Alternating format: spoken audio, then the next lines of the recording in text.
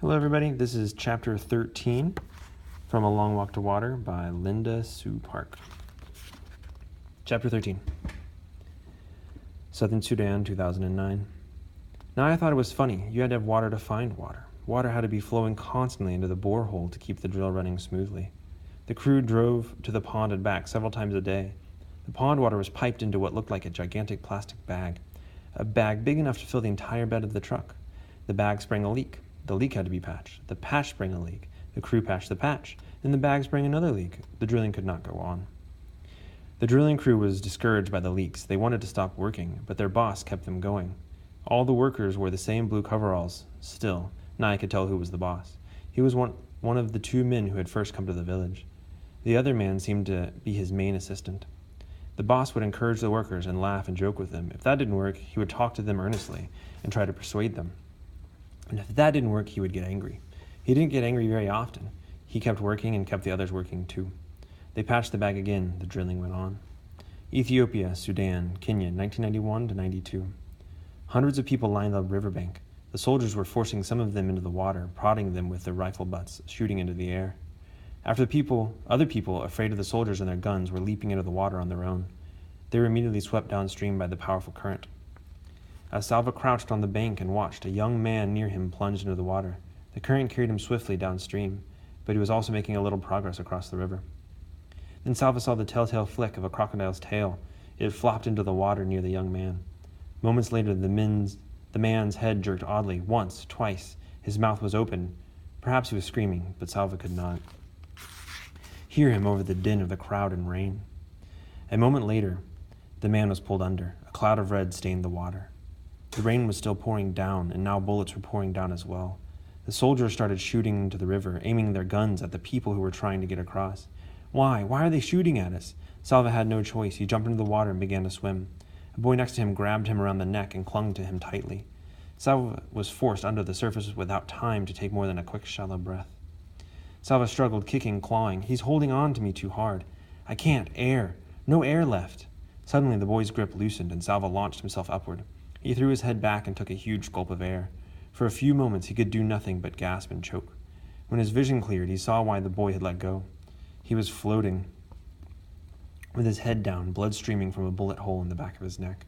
Stunned, Salva realized that being forced under the water had probably saved his life.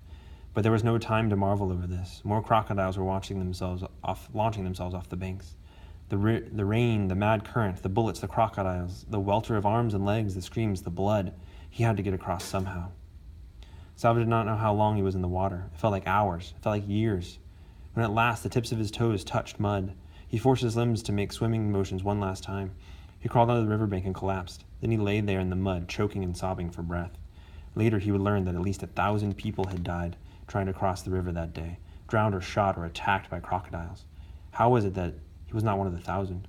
Why was he one of the lucky ones? The walking began again. Walking, but to where? No one knew anything for sure. Where was Salva supposed to go? Not home. There's still war everywhere in Sudan. Not back to Ethiopia. The soldiers would shoot us. Kenya. There were supposed to be refugee camps in Kenya. Salva made up his mind he would walk south to Kenya. He did not know what he would find once he got there, but it seemed to be his best choice. Crowds of other boys followed him. Nobody talked about it, but by the end of the first day, Salva had become the leader of a group of about 1,500 boys. Some were as young as 5 years old. Those smallest boys reminded Salva of his brother Kool. But then he had an astounding thought. Kool isn't that age anymore. He's a teenager now. Salva found that he could only think of his brother and sister as they were when he had last seen them, not as they would be now. They were traveling through a part of Sudan still plagued by war. The fighting and the bombing were the worst during the day, so Salva decided that the group should hide when the sun shone and do their walking at night. But in the darkness, it was hard to be sure they were headed in the right direction. Sometimes the boys traveled for days only to realize they had gone in a huge circle. This happened so many times that Salva lost count. They met other groups of boys, all walking south. Every group had stories of terrible peril. Boys had been hurt or killed by bullets or bombs, attacked by wild animals, or left behind because they were too weak or sick to keep up. When Salva heard the stories, he thought of Marial. He felt his determination growing as it had in the days after Uncle's death. I will get us safely to Kenya, he thought, no matter how hard it is. He organized the group, giving everyone a job: scavenge for food, collect firewood, stand guard while the group slept. Whatever food or water they found was shared equally among all of them.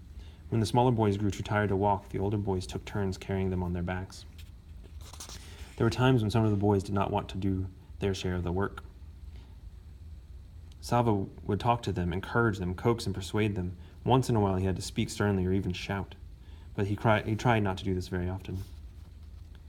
It was as if Salva's family were helping him, even though they were not there. He remembered how he had looked after his little brother Cole, but he also knew what it felt like to have to listen to older ones, Arik and Ring, and he could recall the gentleness of his sister, the strength of his father, and the care of his mother.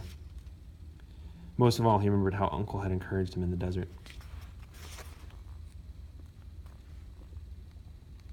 One step at a time, one day at a time, just today, just this day to get through. Salva told himself this every day. He told the boys in the group too. And one day at a time, the group made its way to Kenya. More than 1,200 boys arrived safely. It took them a year and a half.